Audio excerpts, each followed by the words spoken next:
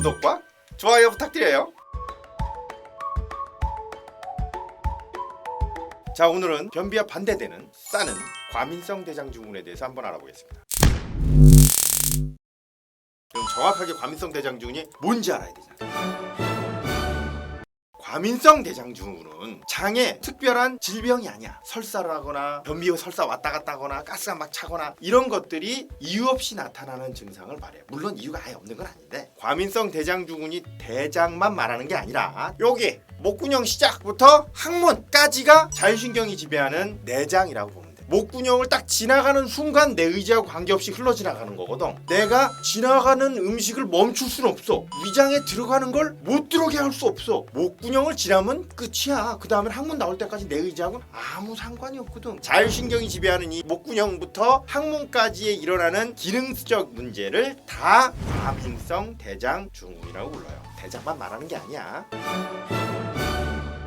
원인은 완벽하게 밝혀져 있질 않아요. 원인이 너무 많아서 그래. 위장관의 운동이 지 마음대로 움직이는 거야. 소장에서 나가고 음식물이 쭉 지나가고 여기서 이렇게 쭉 지나서 이렇게 해갖고 이게 나가야 돼. 변으로 나가야 되는데, 지나갈 때 리듬 있게 항문까지 전진을 해서 가야 되는데 중간에 어떤 놈이 리듬을 안 맞춰. 박자를 못 맞추면 어떻게 돼? 중간에 멈출 거 아니야. 그럼 배가 아프겠지. 박자를 너무 빨리 맞추면 어떻게 돼? 금방 싸버리겠지. 밥만 먹으면 가서 싸대고, 먹으면 또 싸고, 싸고 났는데도 또 싸고. 이게 리듬이 무너진 걸 말이야. 소장에 신경에 문제가 생겨서 가스가 차듯이 빵빵하게 부풀어 오는 것도 있어. 그런 것도 과민성 대장증후군. 항생제라든가 제산제 같은 거, 항생제를 오래 먹게 되면 장에 있는 유산균이 다 죽어버리거든. 누가 나쁜 세균이 들어올 수 있거든. 나쁜 세균이 내 배에 살아도 과민성 대장증후군을 유발할 수 있어요. 아주 중요해. 머리가 스트레스를 받으면 장신경도 스트레스를 받거든. 내장을 움직이는 신경이 막 지 맘대로 움직이는 거야. 스트레스 받게 되면 과민성 대장증후군이 심해져요.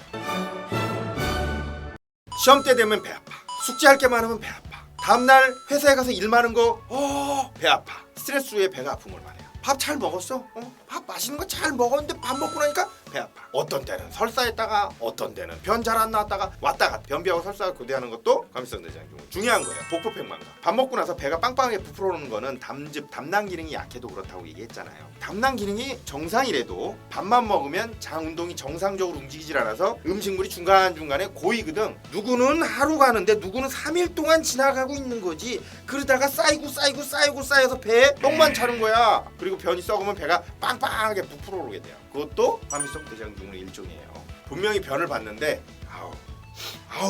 항문에 뭐가 자꾸 걸려있는 듯한 느낌이 나면서 그냥 찜찜. 변이 덜 나간 게 아니라 장이 변이 있는 것처럼 느끼는 거예요. 그것도 과민성 대장증후군에 해당해요. 많이 걸릴 거야. 나는 이거 다 있어. 다음 볼까요? 단지 설사만 하는 게 과민성 대장증후군이라고 생각하는 사람이 많아요. 설사 말고도 배변장애는 변비도 말하는 거고, 복통, 빵빵해지는 거, 대변 내에 끈적끈적한 점액이 생기는 거, 밥 먹으려고 딱 앉아있는데 밥 냄새만 맡으면 울렁거려. 이 뜻 아니에요. 내 배에 들어있는 거 아니야. 과민성 대장증후군의 일종이에요. 그것도 매기라고 제가 적어놨는데, 매시 씨앗이 목에 걸려있는 느낌이라고 하는데, 여기 부분에 가래나 음식물 같은 거라든가 이런 게 꼭 걸려있는 듯한 느낌을 받는 걸 말해요. 이렇게 한다든가. 가래가 있는 게 아니고 음식물이 걸린 것도 아니고 내 식도에 평활근이 비정상적으로 수축하는 걸 말해요. 싸는 것만 그런 줄 알았더니 아니잖아, 그치? 여러 질환들이 발생할 수가 있는 거예요. 질환이야 과민성 대장증후군. 과민성 대장증후군인 환자들은 일반 사람보다 30% 정도 영양흡수가 덜 돼요. 이거 되게 큰 거거든. 과민성 대장증후군 환자들은 먹으면 잘 싸거든. 장에서 영양흡수 속도가 느려져. 음식이 너무 빨리 지나가거나 소화가 잘 안 되거나 음식마늘 안에 있는 영양 물질이 정상적으로 흡수가 안 돼갖고 한 끼 굶은 거하고 똑같아.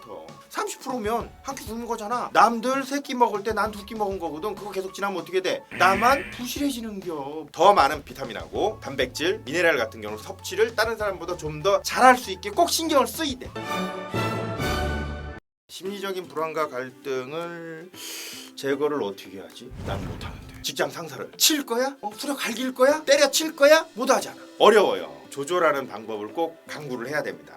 자극이 심한 음식물을 피하기 이것도 아주 힘들어. 나보고 술 끊으라 그러면 내가 못하지. 남들한테 내가 과민성 대장증후군 있으면 뭐라고 그러는 줄 알아요? 환자분이 오셨어. 배가 막 꾸룩꾸룩거리고 설사도 하고 밥 먹고 나면은 빵빵하게 그 가스도 차고 소화도 잘 안 되고 이거 어떡할까요? 과민성 대장증후군이시네요. 찬 거 끊으시고요. 커피 절대 드시면 안 되고요. 밤에 자기 전에 과식하시면 절대 안 되고요. 향신료 들어있는 음식은 절대 드시지 마세요. 나도 지키지 못해. 뭐 어떡할 거야 뭐. 라고 얘기를 해주긴 하지.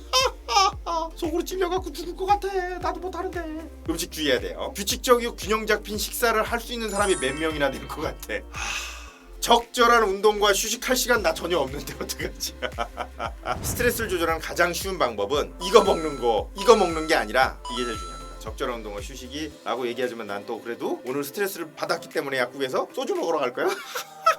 난 스트레스를 조절해야 되거든. 필요시 이제 약물 치료하는데 병원 가면 위장 운동 조절제라는 약을 처방을 해줘요. 물론 증상을 경감시킬 수 있어요. 왜냐면 계속 증상이 있게 되면 정말 삶이 불편하니까 진경제나 위장 운동 조절제나 이런 것들을 처방을 받으셔서 드십시오. 효과 확실하게 나요. 최대한 약만 의존하지 말고 내 생활 습관 이런 것들을 바꾸면서 고치려고 노력을 해야 됩니다. 라고 말하지만 나도 잘 못해. 나도 약 먹어 그냥. 나도 약 먹고 말아. 여기 보면 섭취한 음식과 증상이 포함된 일기를 꼼꼼하신 분들은 적을 수 있습니다. 잘 못해요. 스트레스를 조절하는 것 중에서 제일 중요한 건 요겁니다. 적당한 운동과 휴식인데 이게 적당한 운동과 휴식을 규칙적으로 해야 돼요. 자율신경은 몸에 시계가 달려있어요. 같은 시간에 같은 걸 하는 걸 되게 편안하게 생각을 해요. 제일 중요한 건 규칙적으로 하는 게 상당히 중요합니다. 담배 난 이거 안 해. 이거 됐다 나쁜 거야. 내가 안 하니까 정말 나빠. 절대 하지 마. 담배는 최고 나쁜 거니까. 커피 나빠. 이것도 나빠. 매운 음식 안 좋아.